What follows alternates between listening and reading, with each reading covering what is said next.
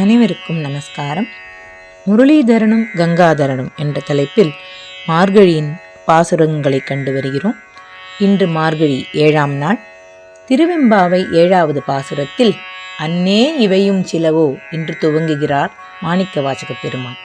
சின்னங்கள் கேட்ப சிவனென்றே வாய் திறப்பாய் என்று யாரேனும் திருநீரும் ருத்திராட்ச மாலையும் அணிந்திருந்தாலேயே சிவசிவ என்று சொல்வாயே. இன்று நாங்கள் தென்னாடுடைய சிவனே போற்றி என்று சொல்வது உன் காதில் விழாமல் இன்னும் துயில் கொண்டுள்ள நீ கல் நெஞ்சம் படைத்தவளோ என்று கேட்கிறார் மாணிக்கவாசக பெருமான். புள்ளும் சிலம்பின கான் என்று 6ஆம் பாசுரத்திலேயே பாடிய கோதை 7வது பாசுரத்திலும் கீச்சு கீச்சு என்றெங்கும் ஆனை சாத்தன் கலந்து பேசின பேச்சரவம் கேட்டிலையோ என்று பொழுது புலர்ந்ததற்கான அடையாளமாக பறவைகளின் சத்தத்தினை குறிப்பிடுகிறாள். அச்சுத்தாலியும் ஆமைத்தாலியும் அணிந்த வாசம் மிகுந்த கூந்தலை உடைய ஆய்ச்சியர் மத்தினால் தயிர் கடையும் ஓசையும் உனக்கு கேட்கவில்லையோ என்று வினவுகிறாள். இன்றைய பாடல் வரிகள் வாச நறுங்குழல் ஆய்ச்சியர். பெண்களின் கூந்தலுக்கு இயற்கையிலேயே மனம் உண்டா இல்லையா என்பதை திருவிளையாடல் புராணத்தில் தருமியின் கதையில் கண்டு கேட்டிருப்போம். இதனை மெய்ப்பிக்கும் வண்ணம் ஸ்ரீ வேதாந்த தேசிகர் அவர்கள் கோதாஸ்துதியின் 10வது பாடலில் துவன் மௌலி கந்த சுபகாம் உபஹிருத்ய மாலாம் என்று பாடியுள்ளார். பூமி தேவியின் அவதாரம் கோதை. பூமிக்கான குணம் கந்தம், அதாவது மனம், மண் வாசனை என்போம். அவ்வாறு தனது மொத்த மனத்தினையும் கூந்தலில் வைத்து அதனை பூக்களுக்கு அளித்து இறைவனுக்கு அர்ப்பணித்து அவனை ஆண்டு விட்டதால் ஆண்டாள் ஆகிறாள். கோதையின் தந்தையாகிய பட்டர் பிரானின் பாடல்களுக்கு பெருமாள் வசப்பட்டாலும்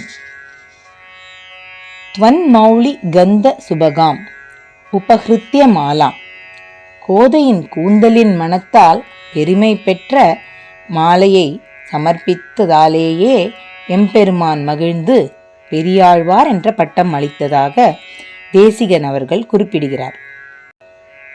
அந்த சூடிக் கொடுத்த சுடற்கொடி அவதரித்த அதே பாண்டிய நாட்டின் ஸ்ரீவல்லிபுத்தூரின் வடபத்ரசாயி பெண்களின் கூந்தலுக்கு இயற்கையில் மனம் உண்டு என்பதை மெய்ப்பித்தார் என்பதை இது உணர்த்துகிறது. இதனாலேயே வாச நறுங்குழல் ஆய்ச்சியர் என்று பாடுகிறாள் கோதை. வாருங்கள் நாமும் சூடிக் கொடுத்த சுடற்கொடியை பாடுவோம். தாதஸ்துதே மதுபிதஸ்துதிலேஷவஸ்யாத் கர்ணாம்ருதை ஸ்துதிஷதைர் அனவாப்த பூர்வம் த்வன்மௌலி கந்தசுபகாம் உபஹிருத்ய மாலாம்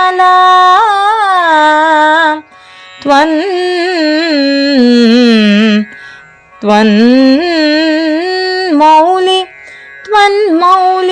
கந்தசுபகாம் உபஹிருத்ய மாலாம்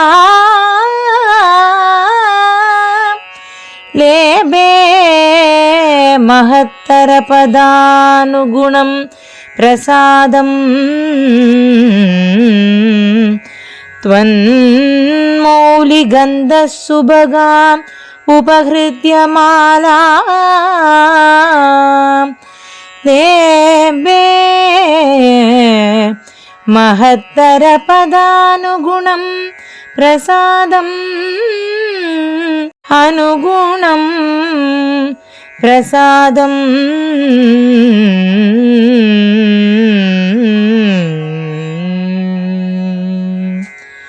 ஆண்டாள் திருவடிகளே சரணம்.